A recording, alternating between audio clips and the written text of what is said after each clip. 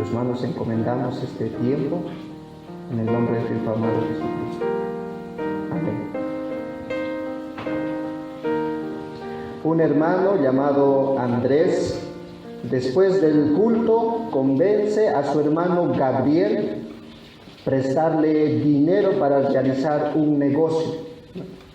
Después de 3 años, el negocio del hermano Andrés es un éxito total, pero el préstamo que él hizo no ha sido devuelto.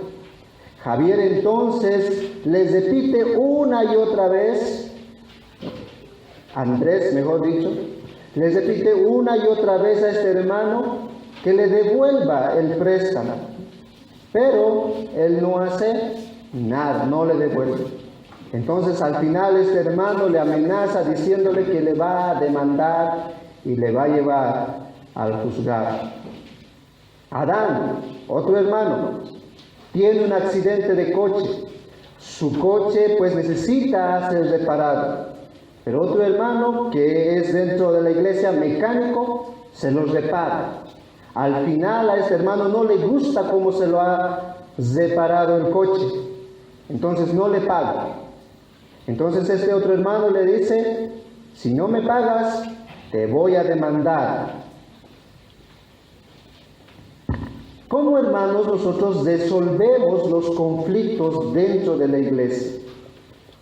¿Es la demanda judicial donde los cristianos deben solucionar sus conflictos cotidianos? Los cristianos debemos llevar a nuestros hermanos a los tribunales para solucionar algunos malos entendidos. ¿Qué debemos hacer? Y es justamente, hermanos, de eso lo que va a hablar el apóstol Pablo ahora. Pablo nos va a enseñar cómo nosotros debemos solucionar aquellos conflictos cotidianos que tenemos dentro de la iglesia. Ustedes se han dado cuenta que en el capítulo 5 la iglesia no estaba haciendo nada frente al pecado. Estaba socavando el pecado de un inmoral. Pero ahora en el capítulo 6 la iglesia está haciendo cosas, pero está haciendo mal. No está haciendo conforme a la voluntad de Dios. Así que el tema del cual Pablo va a tratar ahora es acerca de los conflictos. ¿Cómo debemos resolver los conflictos entre hermanos? Los conflictos, va a decir Pablo, deben ser resueltos entre hermanos en la iglesia local y no en los tribunales. Por eso el título que le hemos puesto a esta enseñanza es Los conflictos en la iglesia. Los conflictos en la iglesia. En primer lugar vamos a ver el responsable del conflicto. En segundo lugar vamos a ver el motivo del conflicto. Y en tercer lugar vamos a ver el lugar para solucionar el conflicto. Eso es lo que vamos a ver, hermanos, ahí en el versículo 1. El responsable del conflicto, el motivo del conflicto, el lugar para solucionar el conflicto. Pero todo el capítulo 6, por lo menos hasta el versículo 11, nos va a dar principios de cómo nosotros debemos resolver nuestros conflictos dentro de la iglesia. Así que esto es como una introducción a todo lo que Pablo va a estar hablando acerca de los conflictos. Vayamos entonces a nuestro primer punto, el responsable del conflicto. Dice el versículo 1, ¿osa alguno de vosotros, cuando tiene algo contra otro, ir a juicio delante de los injustos y no delante de los santos? Mis hermanos, ustedes pueden ver ahí en sus Biblias como un signo de interrogación, ¿no? Pareciera que Pablo está haciendo una pregunta. Muchos comentaristas dicen que esto es una pregunta retórica. Pero saben, hermanos, es una pregunta retórica con un asombro del apóstol Pablo. Pablo está sorprendido por la conducta inapropiada que tienen estos hermanos en el pueblo de Dios. Es como si Pablo viera la iglesia y que los hermanos estén demandando, yendo al juicio, y él queda boca abajo, boca abierta, ¿no? ¿Cómo puede ser posible aquello? Él está en un shock. Después de que en el capítulo 1, versículo 4 al 7, Pablo les ha dicho, ustedes son los santos de la iglesia, ¿no? Ustedes han recibido todos los dones de gracia y del conocimiento de Dios. Ustedes realmente son hijos de Dios. Ahora quieren resolver sus diferencias fuera de la iglesia.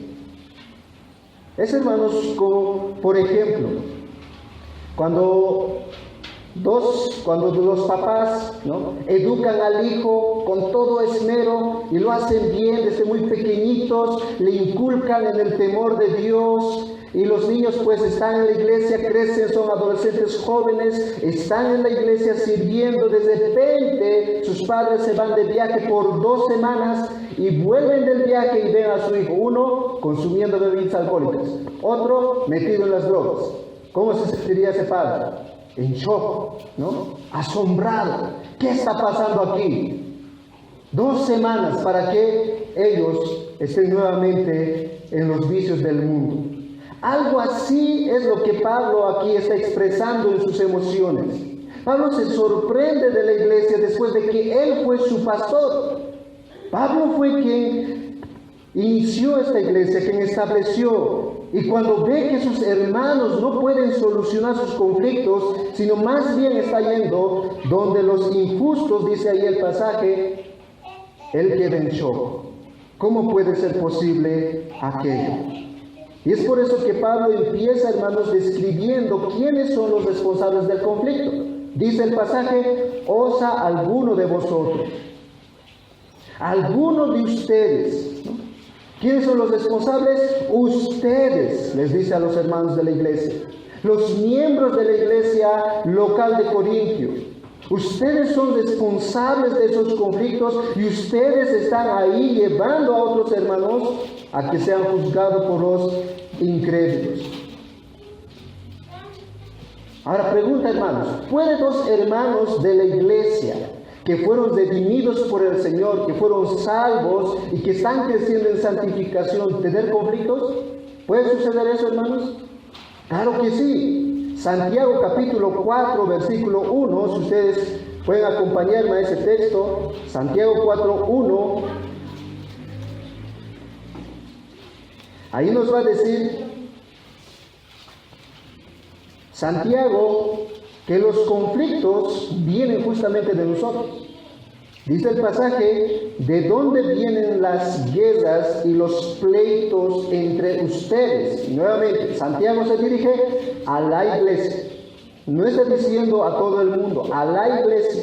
¿De dónde vienen esos conflictos entre ustedes? Dice Santiago, de vuestras pasiones, de vuestros deseos que no controlan. Así que, hermanos, ser cristiano no significa ser perfecto. Ser cristiano significa ser rescatado de nuestros pecados, ser rescatado de nosotros mismos, ser rescatados de la ira de Dios para ser semejantes a Cristo. Es decir, que todos los que estamos aquí, que fuimos redimidos por la sangre preciosa de Cristo, estamos en un proceso para parecernos como Cristo. Ese es el fin, ese es el propósito de Dios para nosotros. Ahora, para que Dios logre eso en nuestras vidas, en sus hijos redimidos, Dios por lo menos utiliza 3 medios para que podamos parecernos a su Hijo. El primero, las circunstancias.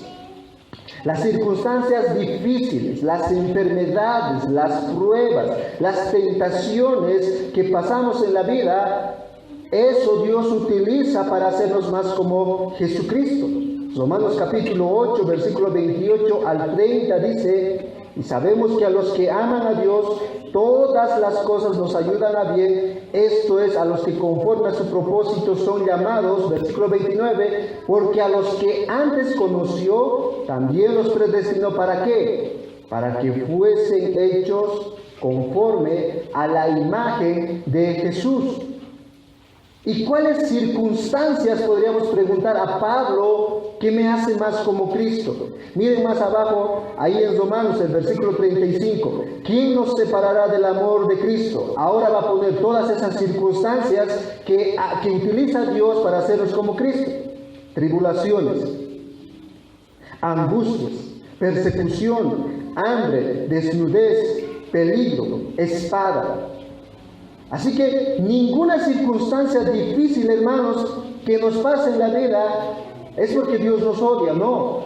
Él quiere hacernos semejante a Cristo. Así que este es uno de los medios como Dios utiliza para hacernos más como Jesús. Segundo, las personas. Todos nosotros somos diferentes.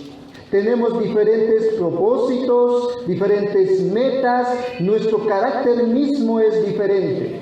Y por esa diferencia que nosotros tenemos, siempre habremos de tener malos entendidos entre nosotros, y ahí es cuando hay conflictos, cuando hay choques entre nosotros, pero eso Dios utiliza como un medio para hacerte más como Jesús.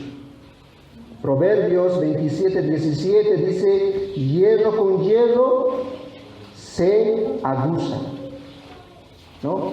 Cuando hay choques, se afilan, se pulen, crecen en el carácter, en la semejanza a Cristo. Y el tercer medio que Dios utiliza son los medios de gracia.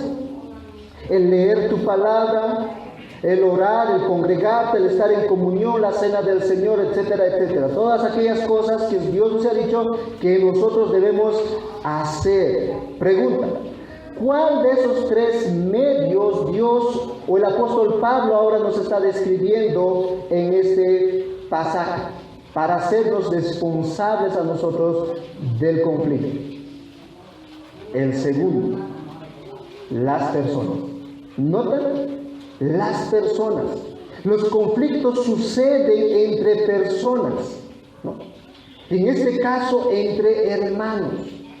Así que Dios está diciendo, los responsables del conflicto son ustedes. Pero esos conflictos Dios utiliza para que podamos crecer a la semejanza de Cristo. Ahora Pablo no solamente quiere mostrarnos quiénes son los responsables, sino él realmente dice, eso que están haciendo es vergonzoso. Miren nuevamente ahí en el versículo 1. La actitud de los corintios era vergonzosa, hermanos. ¿Osa alguno de vosotros? Esa palabrita, osa alguno, esa palabrita, hermanos, en el original está en un tiempo presente, voz activa, modo indicativo. Yo sé que aquí muchos no sabemos qué es lo que significa esto, pero lo que significa, hermanos, esta palabrita, Pablo está diciendo que en el tiempo presente, ¿no? En ese momento que Pablo está escribiendo, muchos de los hermanos están haciendo esta acción. ¿Cuál es la acción? De que están llevando a su hermano al juzgado, donde los injustos, para que pueda resolver. En ese momento hay hermanos que están con esos conflictos. La voz activa, por otro lado, implica que los corintios activamente están realizando esta acción, es decir, intencionalmente. Ellos están confiando en la sabiduría del mundo para resolver los conflictos de la iglesia, sin tener remordimiento en su conciencia si le va a hacer daño a su hermano. Nada, no me interesa nada. Yo quiero ser el ganador en este juicio. Activamente están realizando esa acción. Y el modo indicativo, hermanos, nos describe la realidad de esa acción. Es decir, que no solamente es un rumor que está pasando, ¿no? Es como decir, aquellos hermanos pasa que están peleando, ¿no? Como si tal vez estuviera pasando eso, no. Sino que es algo real que está ocurriendo en la iglesia a los corintios. Así están viviendo esos hermanos. Eso sorprende a Pablo. Esa palabra, osa alguno, tiene dos sentidos de interpretación. El primer sentido da la idea de valentía, ¿no? De coraje, osa alguno. Por ejemplo, cuando alguien tiene que enfrentarse a un ladrón, cuando les roba el celular, ¿qué podríamos decir de un joven que va a recuperar su celular? La osadía de ese joven hizo que le devolviera su celular, ¿no? ¿Qué estamos diciendo? Ese joven fue valiente, ¿no? Tuvo coraje para ir detrás del ladrón, ¿no? Por un lado, esa es la idea, valentía, valor, coraje. Cuando Pablo dice ahí, osa alguno. El segundo sentido es un sentido de determinación, de realizar algo sí o sí, ¿no? Sí o sí, esto tiene que hacerse. ¿Saben, hermanos? Estos dos sentidos, ¿no? Estos dos significados tiene esta palabra en este contexto. ¿Qué es lo que está diciendo Pablo? Entre los hermanos de Corintio están actuando sin temor, sin miedo, con valentía, con coraje, pero no para hacer algo bueno, sino para hacer algo malo. Ellos están determinados de que sí o sí voy a llevar a este hermano que me ha hecho daño al juzgado, a los injustos, para resolver este conflicto. No hay misericordia, no hay amor, no hay paciencia en la actitud de estos corintios. Quieren ganar sí o sí el juicio. Así están viviendo los hermanos de Corinto. Por eso Pablo se sorprende. ¿Cómo puede ser posible aquello?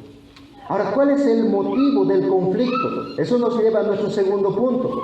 El motivo del conflicto, dice el versículo 1, ¿osa alguno de vosotros cuando tiene algo contra otro? Ese es el motivo del conflicto, cuando uno tiene algo contra otro.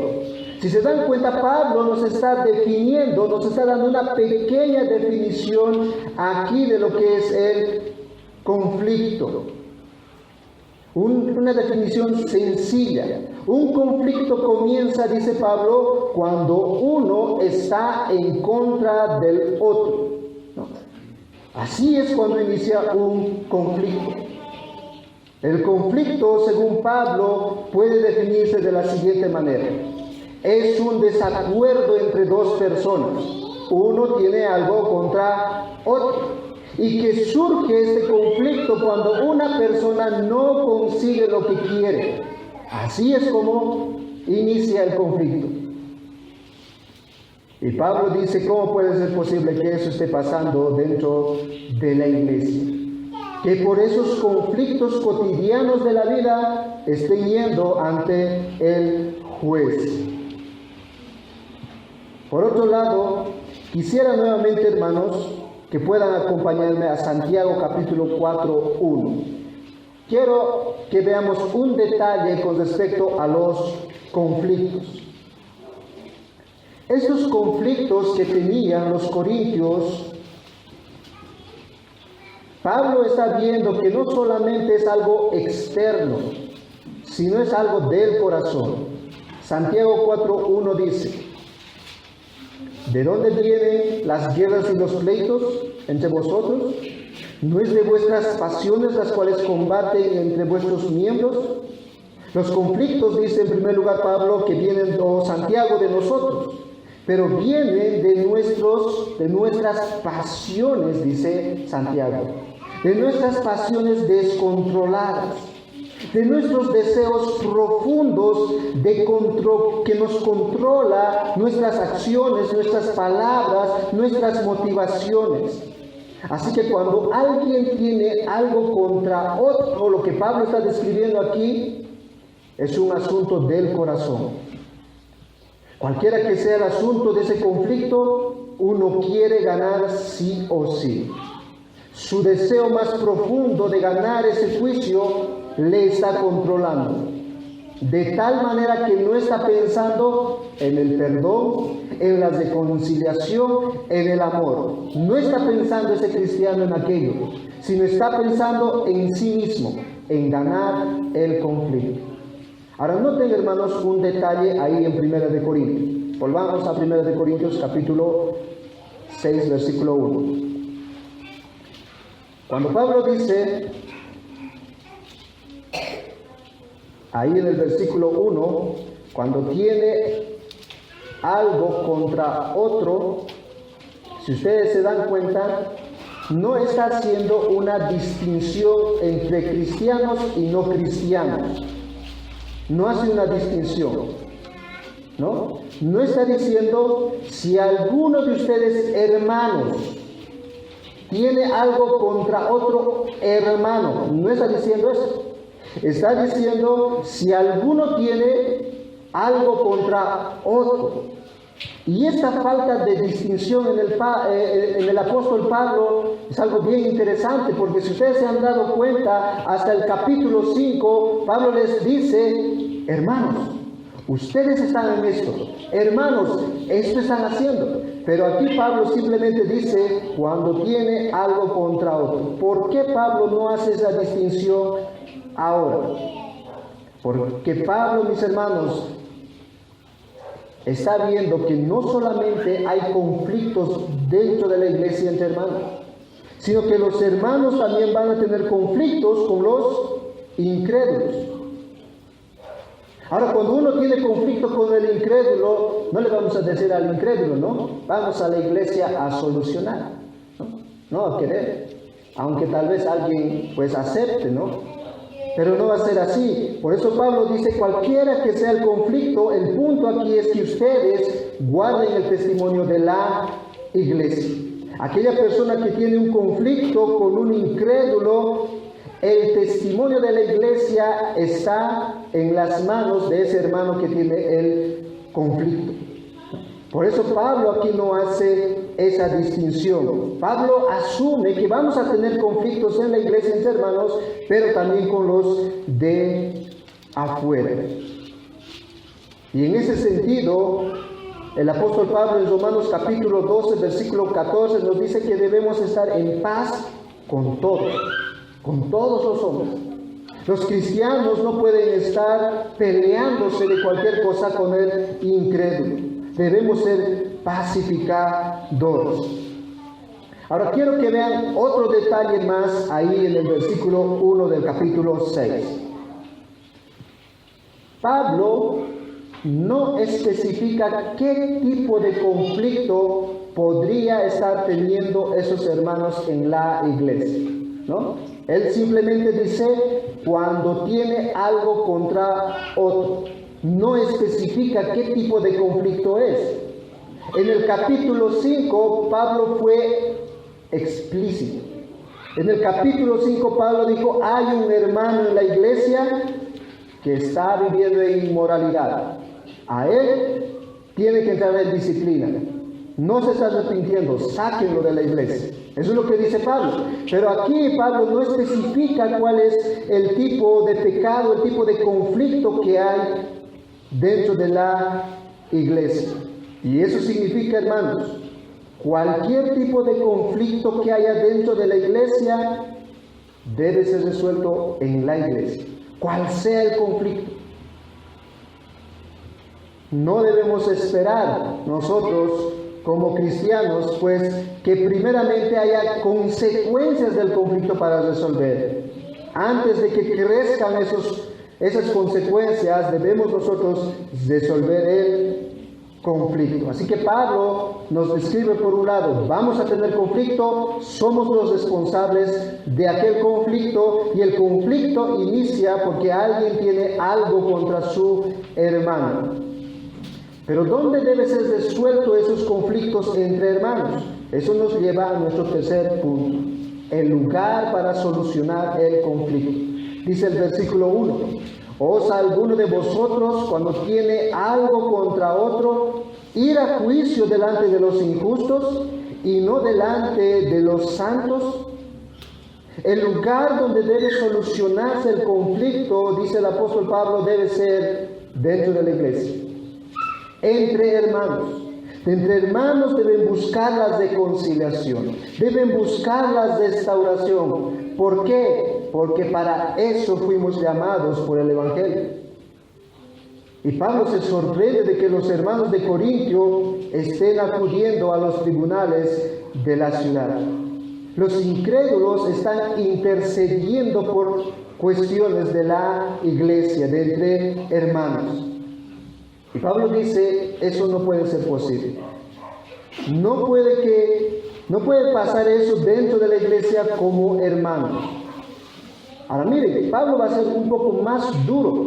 ¿Recuerdan que Pablo habla tal vez con calma y a medida que va avanzando los versículos pareciera que él eleva la voz? Miren ahí en el versículo 5 del capítulo 6. Él eleva la voz. No solamente él se está sorprendiendo, él dice, para avergonzarlos los digo. Lo que están haciendo realmente es una vergüenza como hermanos, que estén llevando a su hermano a los injustos para resolver sus problemas. Ahora, hermanos, por el contexto, Pablo nos da a entender que estos conflictos que tienen son asuntos pequeños, cotidianos de la vida diaria. Por ejemplo, ahí en el versículo 3, capítulo 6, 3, dice, ¿y no sabéis que hemos de juzgar a los ángeles, cuanto más las cosas de esta vida, ¿no? Las cosas ordinarias de la vida que tiene que ver con el trato relacional los unos a los otros, ¿no? Y eso es necesario aclarar, hermanos. ¿Por qué?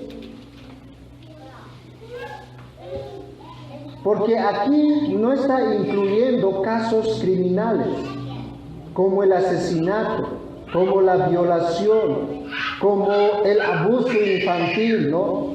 El maltrato familiar. ¿Se imaginan, hermanos, que una hermana que está casada con un incrédulo está siendo golpeado, ¿no? Continuamente? Domingo viene con sus gafas negras porque está hinchado su ojo y decirle, pues, hermana, se va a solucionar el problema. No.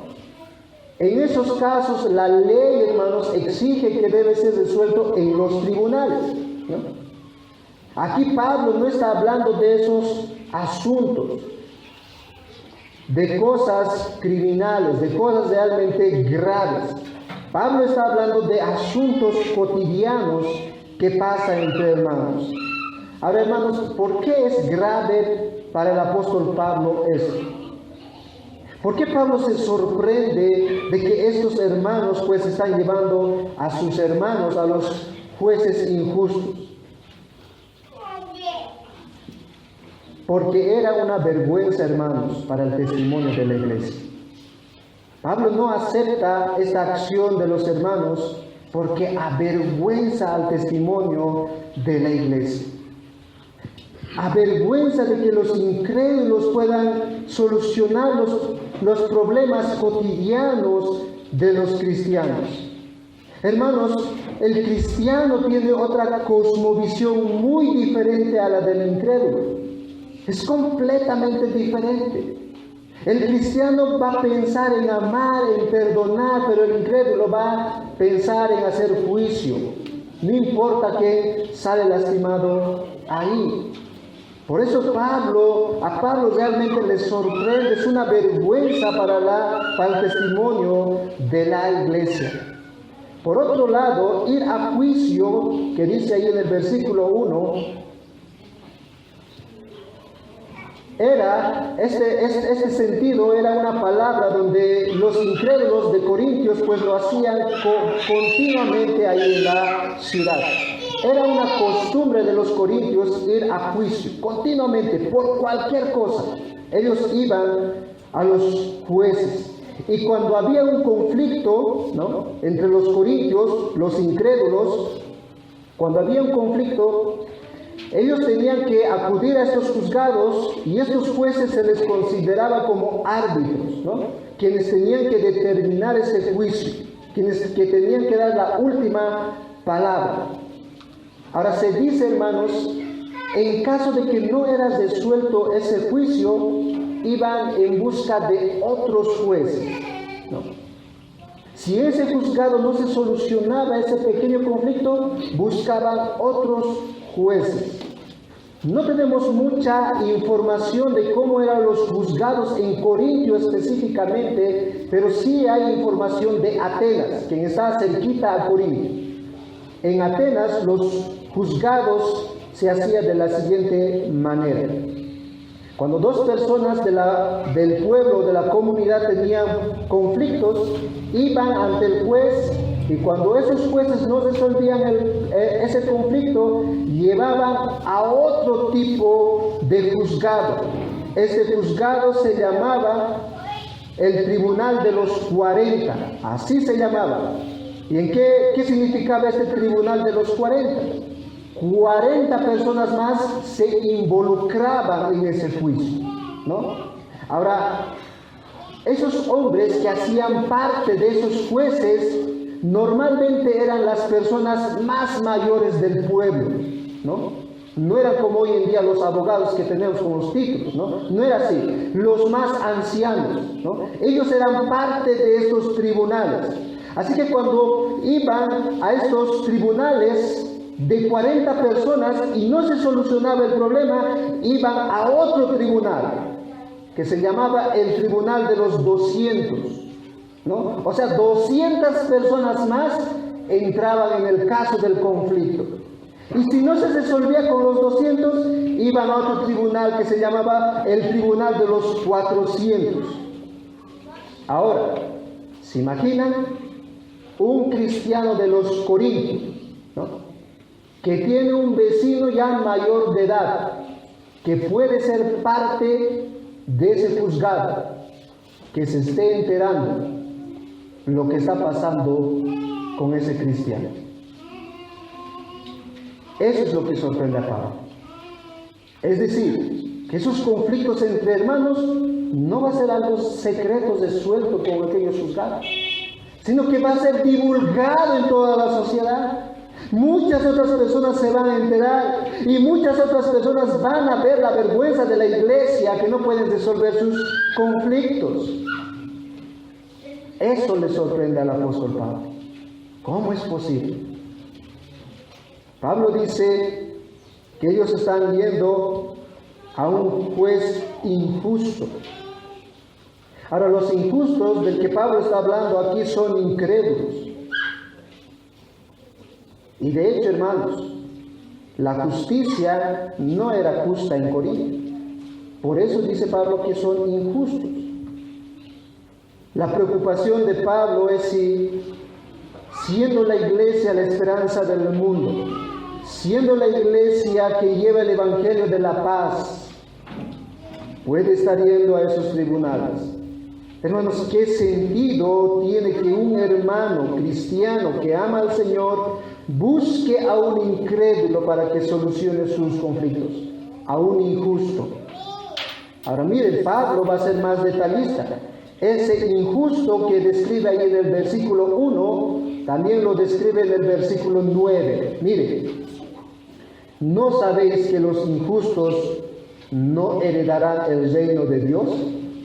Y los corintios están buscando soluciones en aquellas personas que no van a heredar el reino de Dios. ¿Notan el problema? ¿Notan por qué Pablo está sorprendido? Ellos están buscando justicia, pero están yendo donde los injustos, ¿no? ¿Notan? Y Pablo dice, eso no puede ser posible. No puede ser que entre hermanos estén yendo a los injustos para resolver esos conflictos, porque todo el pueblo se va a enterar de eso y todos van a ser el hazmerreír del pueblo como cristianos. Y Pablo les da ahí mismo una solución. Miren nuevamente el versículo 1. ¿Osa alguno de vosotros, cuando tiene algo contra otro, ir a juicio delante de los injustos y no delante de los santos? ¿Acaso no hay dentro de la iglesia personas que puedan ayudarles a solucionar, que estén yendo al mundo a buscar ayuda? El apóstol está preocupado por la actitud de vergüenza de estos hermanos de Corinto. Los santos son los cristianos de esa iglesia. Y Pablo ya les ha descrito en el capítulo 1 que ellos son los santificados de Cristo. Ellos tienen, en el capítulo 3 nos ha dicho que tienen la mente de Cristo. Ellos tienen al Espíritu Santo. O sea, Pablo les está diciendo, en la iglesia, esos santos tienen la verdad. En esos santos hay sabiduría, hay justicia, hay amor, hay generosidad, hay paciencia, hay bondad, hay mansedumbre, hay en la iglesia para resolver esos conflictos, pero ustedes están yendo a buscar a los incrédulos. Y el Señor Jesucristo, hermanos, nos dio sabiduría para resolver conflictos. Mateo capítulo 18 nos habla acerca de la disciplina. Si tu hermano pecare contra ti, ve y repréndele estando a solas. Así, si se arrepiente, has ganado a tu hermano. Hay sabiduría dentro de la iglesia. Y Pablo dice, ¿cómo puede ser posible que ustedes estén buscando a los incrédulos para resolver? Imagínense, hermanos, un incrédulo que pueda resolver un conflicto de dos cristianos. ¿Puede resolver? Sí, puede resolver. Un incrédulo puede resolver conflictos, sí. Pero, miren el problema que hay en eso. Uno de los dos hermanos que está involucrado en este juicio tiene que ganar sí o sí. No importa lo que suceda, uno de los dos tiene que ganar sí o sí. Cuando van a un juez externo, ¿sí o no? ¿Así es o no es así? Uno de los dos tiene que ganar sí o sí. ¿Saben, hermanos? El problema en los corintios, ¿cuál era? Que dentro de la iglesia había hermanos que tenían plata, ¿no? Que tenían recursos. Pero había hermanos que no tenían plata, que eran de escasos recursos, de pocos recursos. Posiblemente uno de los conflictos que esté ocurriendo aquí era que este pobre le haya robado a este hermano rico plata, ¿no? Ahora, este hermano que es rico, que tiene plata, está llevándole a este pobre al juez, ¿no? Ahora, como Pablo dice que esos jueces son injustos, ¿qué es lo que pasa comúnmente en el juez? ¿Quién siempre gana? El que tiene plata. Imagínense que este hermano pobre no haya robado, ¿no? No haya sido el ladrón, pero este hermano rico sí o sí quiere ganar el juicio, quiere culparle sí o sí. ¿Qué va a hacer? Va a meter coima, como decimos, ¿no ve? Por abajo, a los jueces injustos. Muñecas, como dicen por ahí. Así que sí o sí va a ganar el juicio. Un incrédulo, hermanos, un impío juez, pues no va a hacer justicia justa. Y Pablo dice, así es como sucede. Va a resolver el conflicto, sí, pero uno va a ser dañado. Pero ahora imagínense un conflicto dentro de la iglesia. Dos creyentes que los líderes están tratando ahí. El conflicto dentro de la iglesia, hermanos, se vuelve en una oportunidad para mostrar la gloria de Dios, para mostrar el evangelio de la reconciliación, de la restauración, de tal manera que esos dos hermanos pueden ganar en un conflicto. Los dos hermanos. No hay perdedores.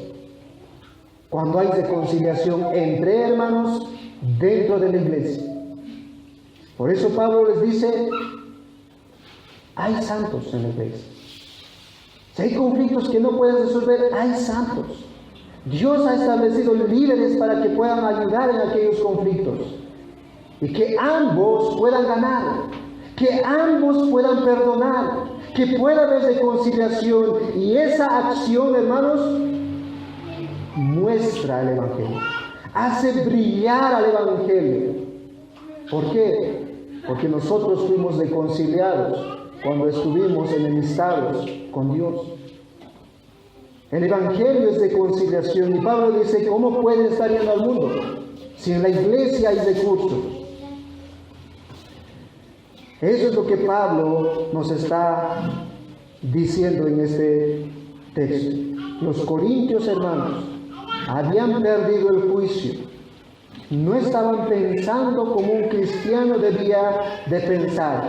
No estaban viviendo como un cristiano debía vivir. No estaban resolviendo sus conflictos como un cristiano debería resolver sus conflictos. ¿Qué hemos visto en esta mañana, hermanos? Primero, que cada uno de nosotros, cada miembro de la iglesia es responsable frente al conflicto. Eso es lo que Pablo ha descrito. Es responsable al conflicto. Y va a haber conflictos dentro de la iglesia. Segundo, el motivo del conflicto siempre va a iniciar cuando uno tiene algo contra otro. Cuando alguien se interpone en aquello que estaba deseando que pueda hacerse.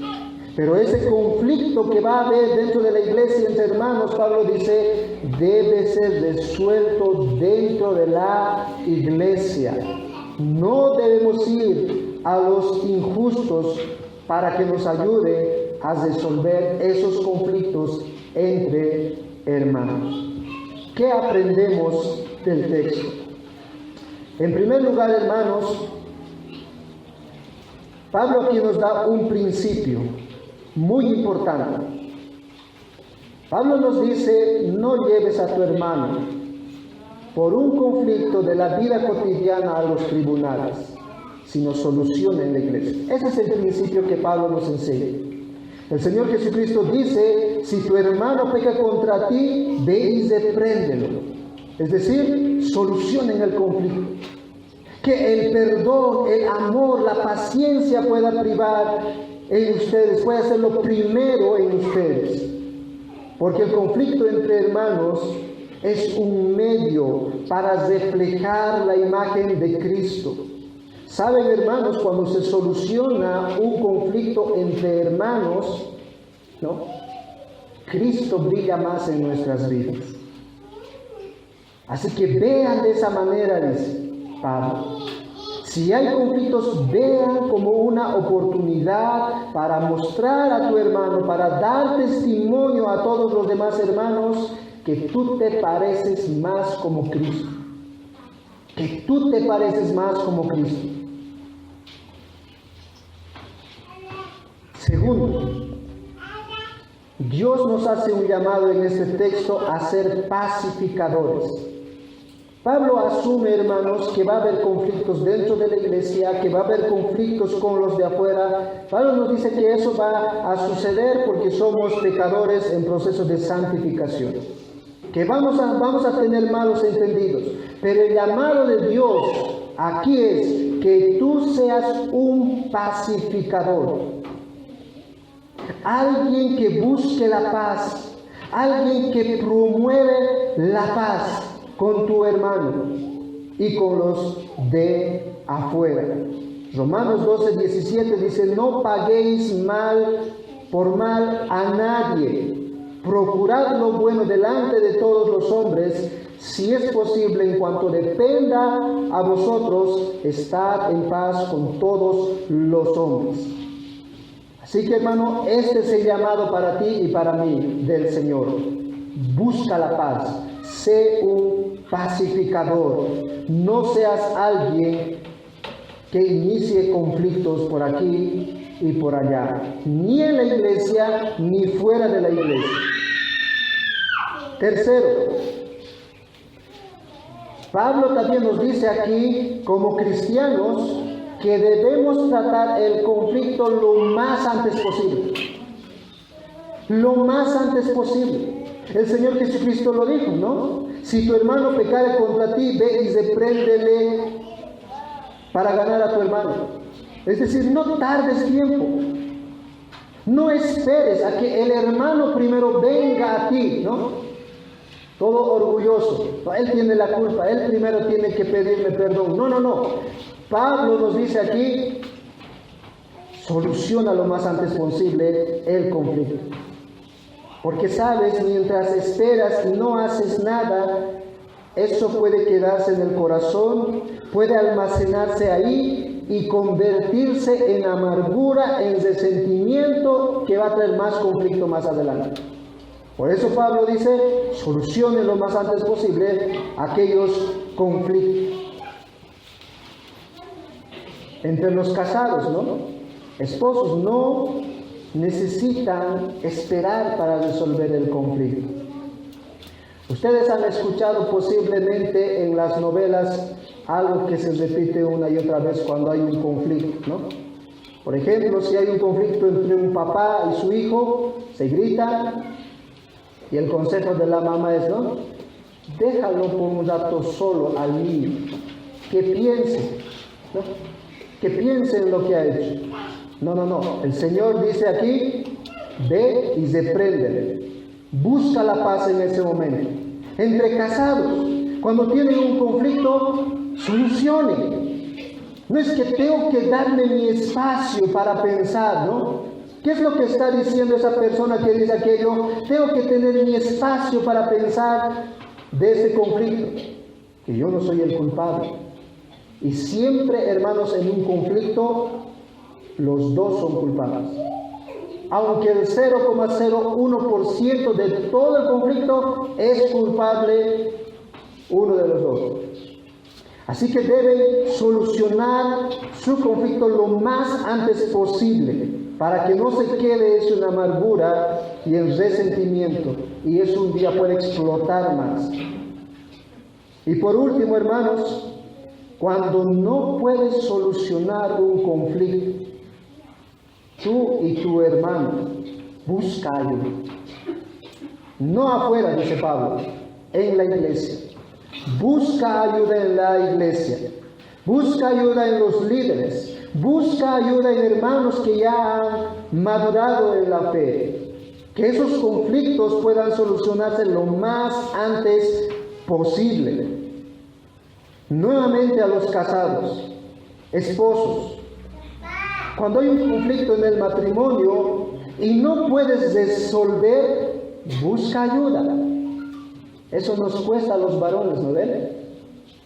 Casi normalmente en consejería se ve a mujeres, a hermanos. Hermano, pastor, esto me ha pasado, esto está pasando. Normalmente se ve. Los hombres pues somos un poco más orgullosos, ¿no ven? No queremos buscar ayuda, porque buscar ayuda parece ser sinónimo de debilidad. Y no es así, hermanos. Eso es sabiduría. Eso es sabiduría. Pablo dice ahí a los corintios, hay santos en la iglesia para solucionar esos conflictos. Y saben, porque no buscan ayuda a los matrimonios, se están ahogando a sí mismos. Se están haciendo daño a sí mismos, como familia, ¿no? Y Pablo dice, no, busca ayuda. Busca ayuda. Así que el mandamiento aquí de Pablo para solucionar los conflictos, cuando no podemos solucionarlos, es buscar ayuda en la familia de Dios. Solteros, de la misma manera. Como jóvenes, pues nos creemos autosuficientes, ¿no? Podemos solucionar nomás estos problemas. Y no es así. Cuando ya no puedes solucionar un conflicto, busca ayuda. Busca ayuda en la familia de Dios. Y los líderes, pues no estamos para juzgar aquí las cosas, ¿no ven? Sino nuevamente para la reconciliación, para la restauración, porque ese, mis hermanos, es el fundamento del Evangelio. Fuimos llamados para la reconciliación. Así que ese es el mandato del Señor y aquello que nos enseña en esta mañana. Debemos ser pacificadores. Y nunca olvides, hermano, que aquí vamos a tener conflictos, pero la forma como nosotros vamos a responder va a decir mucho de cuánto nos parecemos a Jesucristo. Pero un día nuestro Señor Jesucristo volverá el pacificador y de ahí nunca más entraremos en conflictos. Él traerá la paz completa entre tú y Dios, entre tú y tus hermanos. Pero mientras tanto esperamos esa paz completa en la venida del Señor, esfuérzate en ser un pacificador. Vamos a orar.